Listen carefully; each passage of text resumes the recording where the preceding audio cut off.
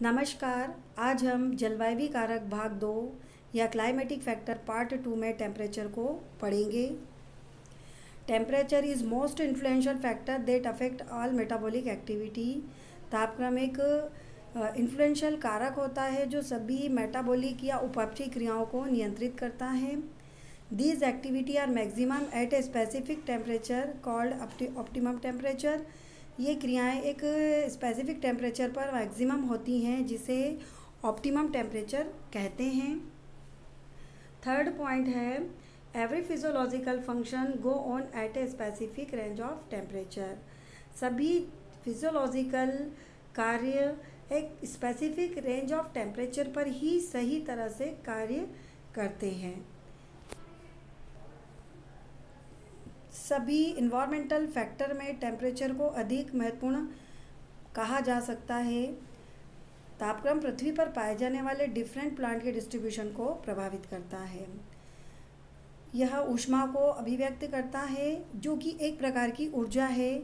यह ऊर्जा सूर्य से प्राप्त होती है। पृथ्वी पर ऊष्मा सूर्य से ही प्राप्त होती है।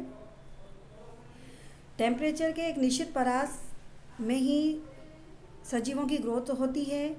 डिफरेंट टाइप के प्लांट्स मेनली 0 डिग्री सेंटीग्रेड से 52 डिग्री सेंटीग्रेड टेम्परेचर तक ही जीवित रहने की क्षमता दर्शाते हैं, लेकिन ज़ीरोफाइट्स 66 डिग्री सेंटीग्रेड पर भी जीवित रहते हैं। ज़ीरोफिटिक ऐसे प्लांट होते हैं जो कम पानी वाले क्षेत्रों में पाए जाते हैं तथा जहाँ टेम्परेचर बहुत अधिक होता है वहाँ पर मरुद्भिद पौधे देखने को मिलते हैं। तो वह इन पौधों के लिए 66 डिग्री सेंटीग्रेड टेम्परेचर में ये आराम से टॉलरेट कर जाते हैं। नेक्स्ट,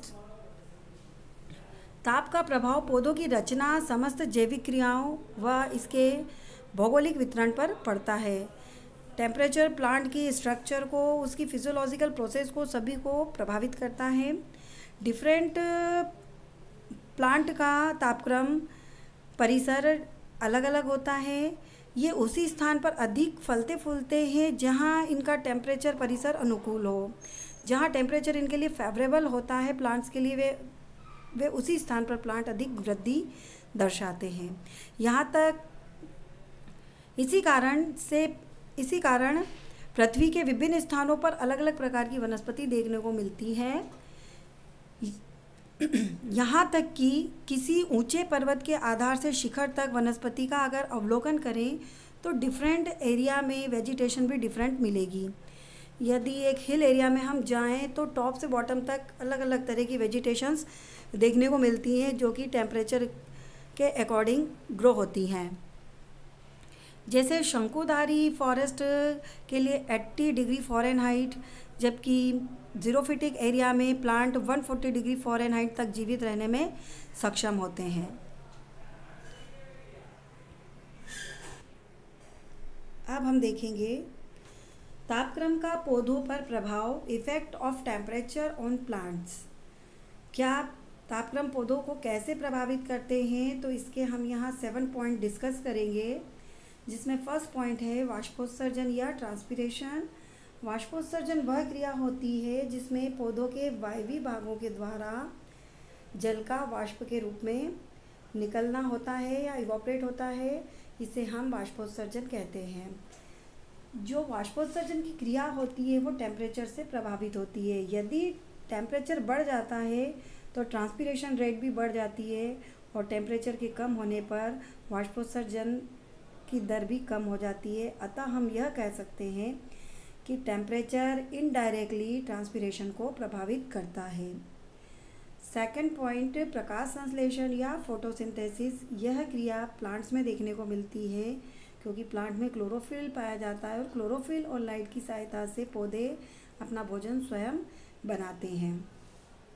तो फोटोसिंथेसिस की प्रोसेस के लिए उपयुक्त तापमान 10 से 35 डिग्री सेंटीग्रेड होता है, लेकिन यह क्रिया 5 डिग्री सेंटीग्रेड पर भी स्टार्ट हो जाती है और उसके बाद प्रत्येक 10 डिग्री सेंटीग्रेड टेम्परेचर बढ़ाने पर यह क्रिया भी बढ़ने लगती है। लेकिन यह ग्रोथ टेम्परेचर की कुछ सीमा तक ही जारी रहती है। उसके बाद फोटोसिंथेसिस की दर में गिरावट आने लगती है।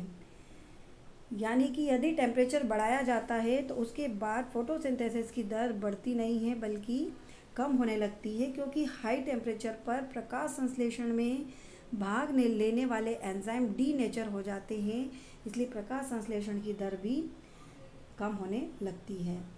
थर्ड पॉइंट, उपापचयी क्रिया या मेटाबॉलिक एक्टिविटी। उपापचयी क्रियाओं के अंतर्गत कंस्ट्रक्शन एंड डिस्ट्रक्शन आता है, मीन्स फूड का निर्माण भी होता है और फूड का विखंडन भी होता है। जीवों में सभी उपापचयी क्रियाएं एंजाइम की सहायता से होती हैं। एंजाइम इन क्रियाओं को एक निश्चित तापक्रम पर कंप्लीट करते हैं। हाई टेम्परेचर पर एंजाइम डीनेचर या विकृत हो जाते हैं। फोर्थ पॉइंट, बसंतीकरण। अब हम फोर्थ पॉइंट बसंतीकरण डिस्कस करेंगे। प्लांट में पुष्पीकरण न्यून तापमान पर निर्भर करता है। कम तापमान पर भी पौधों में फ्लावरिंग देखी गई है। कम टेम्परेचर तथा इसकी निश्चित अवधि पौधों में फ्लावरिंग हेतु स्टिमुलस पैदा करने के लिए आवश्यक होती है।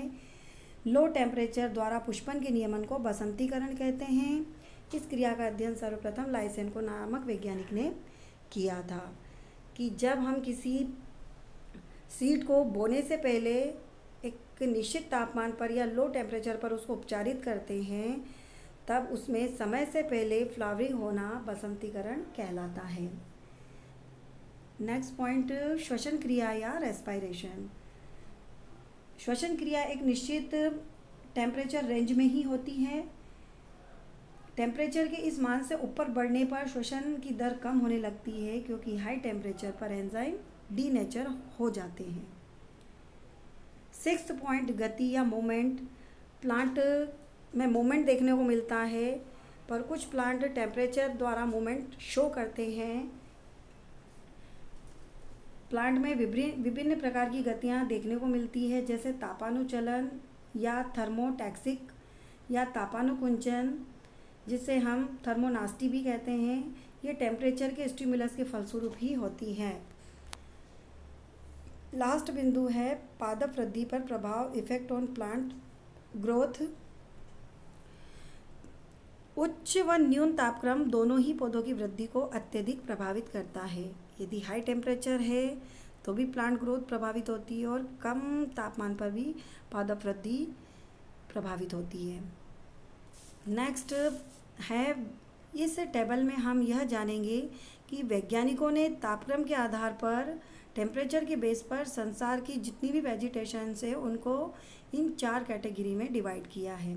तो टेम्परेचर की फर्स्ट कैटेगरी आती है उच्च तापीय या मेगाथम्स।